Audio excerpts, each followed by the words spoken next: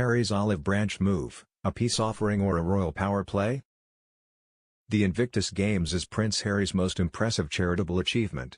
He founded it in March 2014 to help wounded, injured or unwell military personnel, both serving and veterans. It is a fine achievement and its first decade was commemorated with a ceremony at St. Paul's Cathedral. It has been reported that he will invite the King and senior royals to the forthcoming Invictus Games in Birmingham in July 2027. Prince Charles, the Duchess of Cornwall and Prince William attended the opening ceremony in 2014, so the fact that Queen Camilla turns 80 on the day of its finale seems irrelevant. This invitation, which will apparently be sent shortly, will undoubtedly be seen as a gesture of reconciliation by the Sussexes.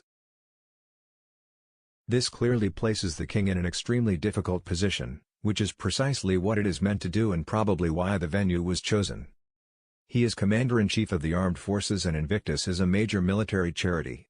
Also, as head of state, he is a symbol of national unity. If he accepts, he would be putting duty above what obviously is a painful public rift between him and his family and the Sussexes. It will be argued that that is his job. The Sussexes have established an extremely high international profile.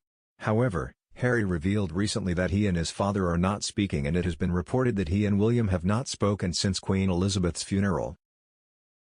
There is a deep and bitter rift in the royal family caused by the Sussexes' brutal attacks on the world's most high-profile institution, which they knew could not give detailed replies to their accusations. These included racism and callousness. Reconciliation sounds so simple as everyone obviously supports it. However, it might involve extremely serious problems for the royal family, who rightly do not trust the Sussexes. If the King accepted it, this would involve public contact with Harry and almost certainly Meghan and his grandchildren, Archie and Lily. From what we know now, it would seem certain that William and Catherine would not attend. The photo opportunities which transpired would be of immeasurable use to the Sussexes brand. It has been reported that they have included the HRH titles on their children's passports and would like them to have the choice to become working royals, though this is not a scenario which the King, or William, is likely to contemplate. The Sussexes have clearly no desire to return to royal duties.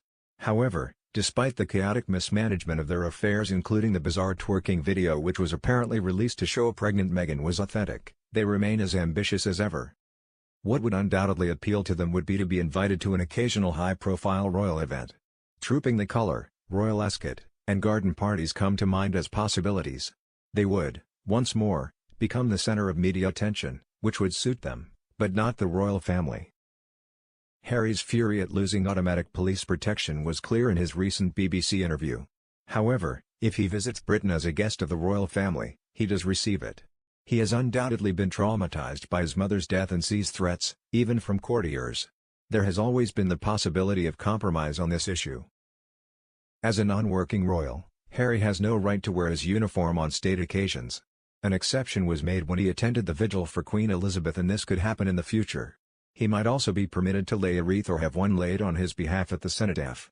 This would mean a great deal to him as he served for 10 years in the military, including 2 tours of duty in Afghanistan. In normal circumstances, the obstacles to reconciliation would seem surmountable. However, the last 5 years have been extremely difficult for the royal family, because of illness and because of the Sussexes' brutally destructive behavior as well as Andrew's disgrace. Their greatest sin was to make Queen Elizabeth's last years difficult ones. Their interview on Oprah, much of which has since been discredited, did considerable damage to the monarchy at a time when Prince Philip, who died the next month, was in hospital. They have learnt little. Only last week, interviewed in an interminably lengthy podcast, Meghan spoke again about her truth.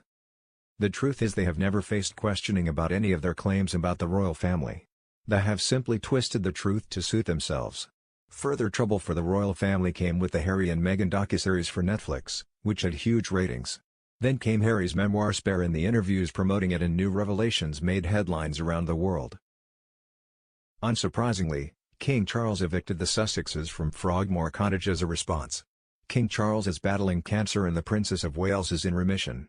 These devastating blows to the royal family led to a pause of hostilities with the Sussexes, although after Harry's interview with the BBC it looked as though they might be resumed. Any family, in this situation, would welcome a truce. If however, the King made concessions, it would have to be with the agreement of William and that is hard to imagine. There would be another consequence. The polls consistently show that the Sussexes have become toxic in Britain. Except among the young, their ratings are simply terrible. If we saw them attending royal events, it would enrage many ardent monarchists. After their betrayal of the royal family, many would rightly view their presence with horror. The invitation to attend Invictus represents a direct challenge to King Charles. Much will hinge on how he replies and what subsequently happens.